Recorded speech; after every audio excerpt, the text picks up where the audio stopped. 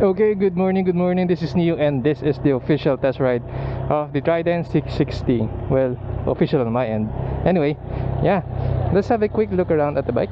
So, this is the red version or the red variant for the 2025 model, including that beautiful stripe across the tank to the body. Let's go here, and then first things first is let's change the ride mode.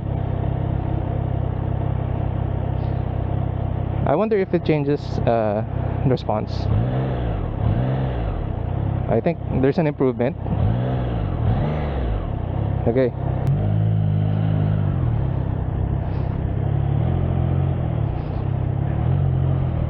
Right now I can already feel that the throttle is more responsive compared to the other ride modes, which is nice.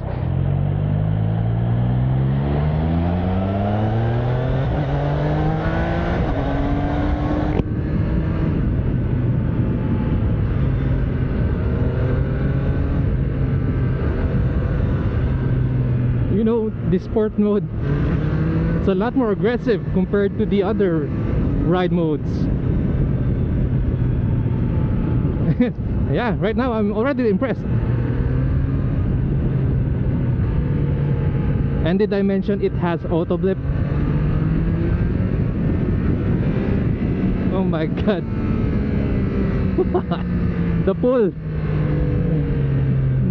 pull of this engine, it feels like a different motorcycle now.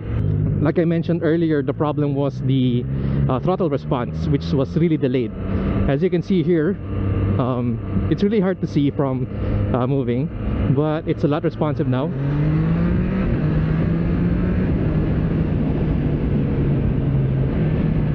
And the Quickshifter is just doing wonders for the bike. Let me just U-turn here, and the turn radius is really nice. Now revving the shit of this motorcycle is a lot fun now. And that Quickshifter is just phenomenal in my opinion. Though it's not the smoothest, I'm going to admit that. It's not the smoothest.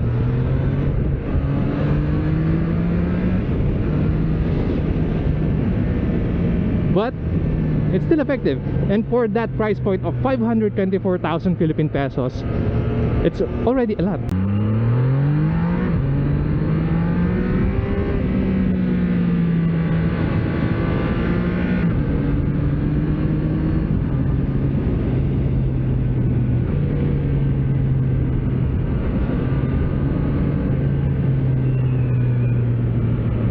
So the overall feel of the bike is a lot different now compared to its version from the first one.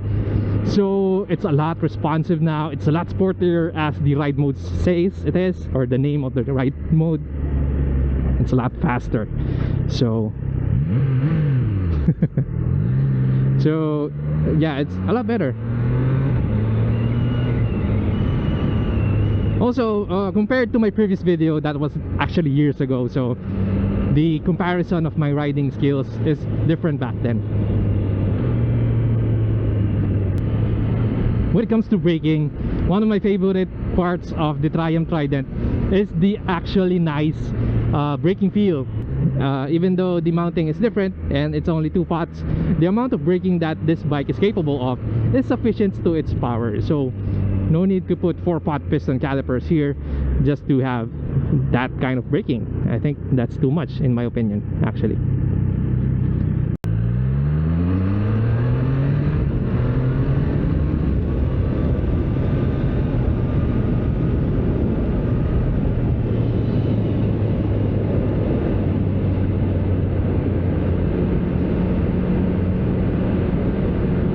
So I kinda not like fully utilize the traction here. It has traction control, but I'm not going to push it. I know this is quite a new bike and the tire might not actually grip it. But speaking of the tire, this is a Michelin Road 5, so it's an actually nice stock or OEM tire. And for that price of 524,000, you really have a ultra packed motorcycle already. Okay, so we're now at a traffic light. Let's see. Okay, and there we go, we find neutral again. That's easy. Okay, so for controls, there's not much happening. It's kind of beginner friendly, it's not intimidating, but the bells and whistles that this have is sufficient. So in terms of gearing,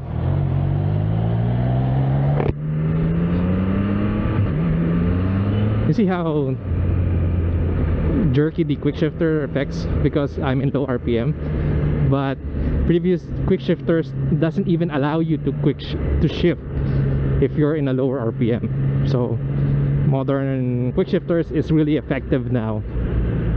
And going back to ergonomics, the positioning of this is slightly hunched forward, but it's generally upright, so it's not really tiring. There's not much pressure going on my shoulders or in my wrist. It's actually comfortable, and given that it has cruise control and then quick shifter, it's a lot more comfortable compared to the previous version. Or in other bikes, this is comfortable, even though for its triple cylinder, there's not much heat being generated, so it's actually fine. So compared to the previous model, maybe I'll give that a 7. This one I'll give it a 9 because it just feels like a different whole bike all throughout, and the experience is just really nice. For what it's worth, at 524,000 Philippine pesos, I think this is the best bang for buck motorcycle that you can get here in the Philippines. So a viewer commented that the price of this bike in Malaysia is 600,000, which is a lot different compared to the 524,000 Philippine pesos here. Whoop, whoop. The steering is just very light on this one. Overall, I have no complaints except for the jerkiness of the quick shifter, but given that they added it in as free, like it's a standard feature now for the Trident 660, that's a big buying factor for me, because right now honestly my bike is a ride-by-wire or ride-by-cable, and this one is ride-by-wire, in which enables it to have a quick shifter up and down and has auto blip. So there's one thing that I'd like to say about naked bikes is the way that the wind feels really nice, especially for this kind of power. You don't need to be going 160 on the expressway. You can just enjoy your cruise at 100 to 120, and then you won't feel a lot of wind slamming into you. And it's actually, for me, it's a lot more comfortable because it doesn't feel really hot.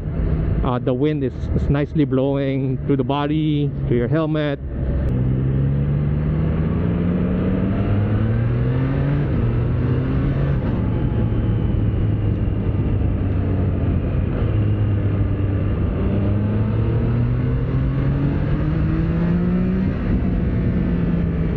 See, the braking power is just phenomenal.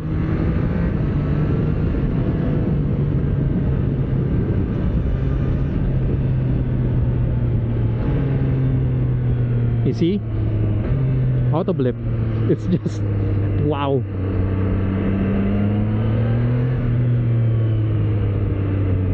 And look here, this is the pull. It's just crazy. Look. So for those who are just shifting or just changing to this bike, if you're running on sport mode, please be careful because the throttle is a lot different now. See? It's insane. And I can see my reflection in the back. It's actually nice. I mean, for my size, which is 5'6" with a 30-inch inseam, I think this is properly sized to me, especially for Asian height. It doesn't look so small. The proportion is actually nice.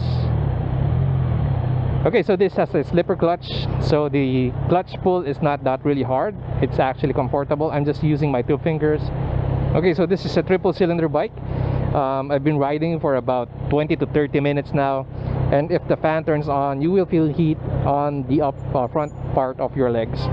On my end, on this time, it's a lot hotter on the left side compared to the right side. I don't feel much heat.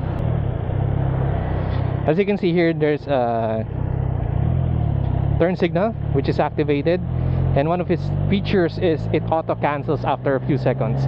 So right now we're going to check if it's going to deactivate. And there you go, I did not press the cancel button. Also, you cannot activate the cruise control when you're in first gear.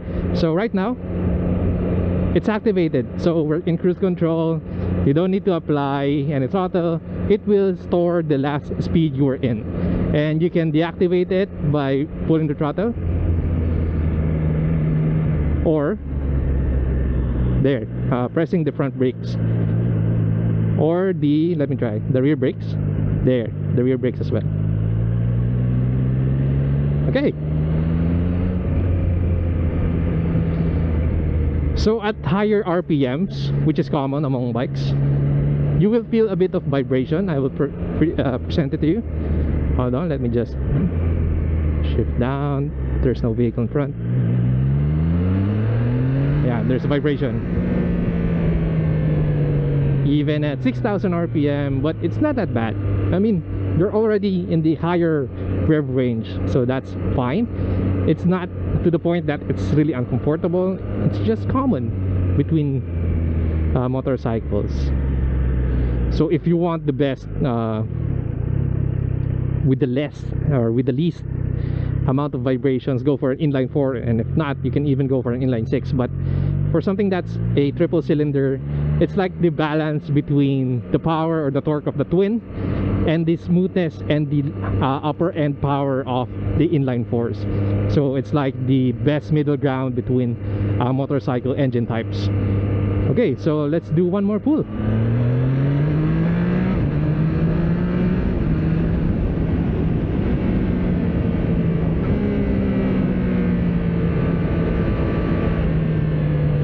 And actually, let me try the navigation controls.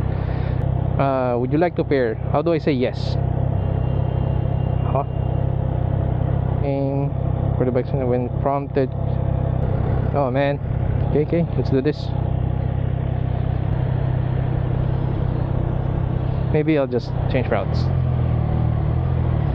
Also, it's really light, so even if I'm doing this, it's just easy. Well, again, this is dependent on, this is subjective to every rider, but compared to, so what I can say about it is the bike is really light.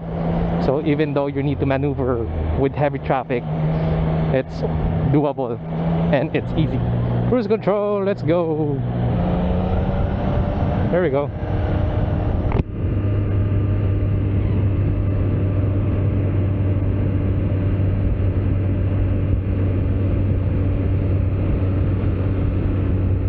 Okay, so we'll be going back now.